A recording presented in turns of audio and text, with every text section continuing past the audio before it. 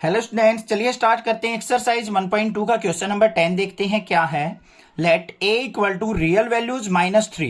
Real values में 3 use नहीं करना है। और b के अंदर क्या है, रियल वैल्यूज -1। और b की जो वैल्यूज होंगी उसमें क्या होंगे, रियल वैल्यूज में से 1 यूज नहीं करना है। Consider the function f such that a goes to b defined by the function fx equal to x-2 by x-3। Is f11 and onto justify your answer. तो हमें बताना है कि हमारा फंक्शन जो है 11 ऑन टू है या नहीं है, और उसको हमें जस्टिफाई करना है। तो कैसे करेंगे, चलिए देखते हैं सॉल्यूशन इसका। सबसे पहले देखो, हमें fx जो दे रखा है फंक्शन, वो क्या है, x-2 डिवाइडेड बाय x-3। ठीक है। और वैल्यूज जो पुट होंगी, a इज इक्वल टू क्या दे रखा है, रियल वैल्यूज -3, मतलब रियल वैल्यूज, सारी रियल वैल्यूज में 3 यूज नहीं करना बस हमें। और b के अंदर क्या है, रियल वैल्यूज -1, मतलब 1 यूज नहीं करना b की जगह। ठीक है। तो कैसे करेंगे, चलिए देखते हैं। सबसे पहले हम क्या करेंगे, इसका एरो डायग्राम क्रिएट कर लेते हैं। ये हो गया, यहां पे a की वैल्यूज आएंगी, यहां पे b की वैल्यूज आएंगी। अब अगर मान लो a की वैल्यू में यहां पे 1 पुट करता हूं, क्या पुट कर दी मैंने, a की वैल्यू 1, यहां पे रियल वैल्यूज पुट होंगी ना। तो अगर मैं यहां पे 1 पुट करता हूं तो हमारे पास रिजल्ट क्या मिलेगा, तो x की जगह क्या करके देखो, 1 पुट करके देखो, तो हमारे पास क्या आएगा, f(1) is equal to 1 - 2 divided by 1 - 3। तो क्या आ गया, 1 - 2 माइनस का 1, यहां पे नीचे -2, माइनस से माइनस कैंसिल, 1/2 हमें इमेज मिल गई 1 पुट करने के बाद। अब अगर मान लो मैं यहां पे 2 पुट करता हूं, 2 पुट करूंगा तो यहां पे क्या हो जाएगा, 2 - 2 0 हो गया, तो 0 आ गई हमारे पास। 3 तो हम पुट ही नहीं कर सकते, फिर हमें क्या करना है, 4 पुट करके देख लो। 4 - 2 करेंगे तो कितना हो गया, 2। 4 पुट करने के बाद इमेज बनेगी जो 2/1, तो यहां पे क्या आ जाएगा, हमारे पास 2 इमेज बन गई।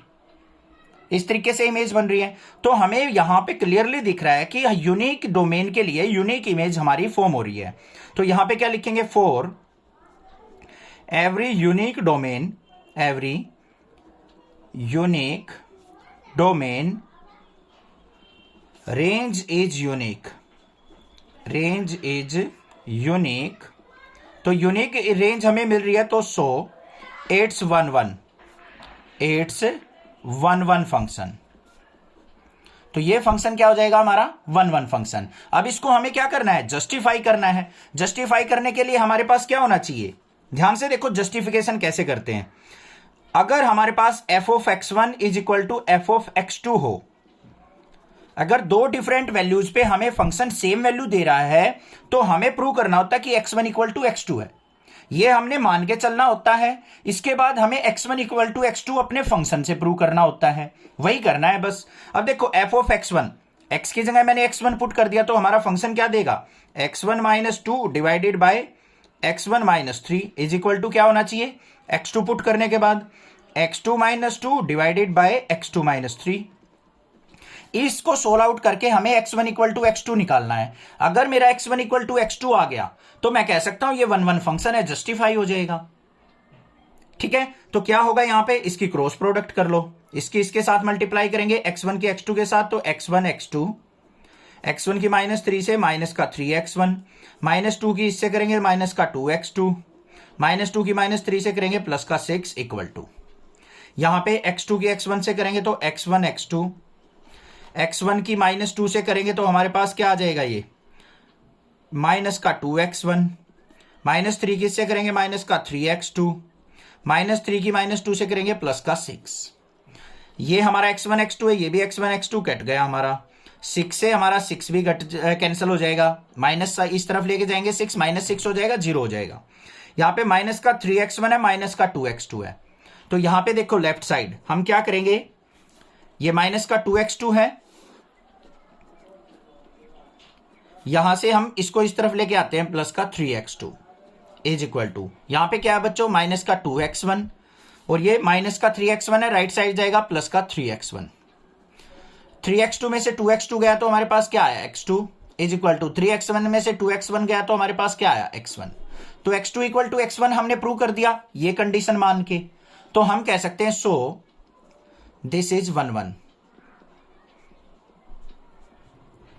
अब इसका मतलब क्या होता है जस्टिफिकेशन का वो समझो।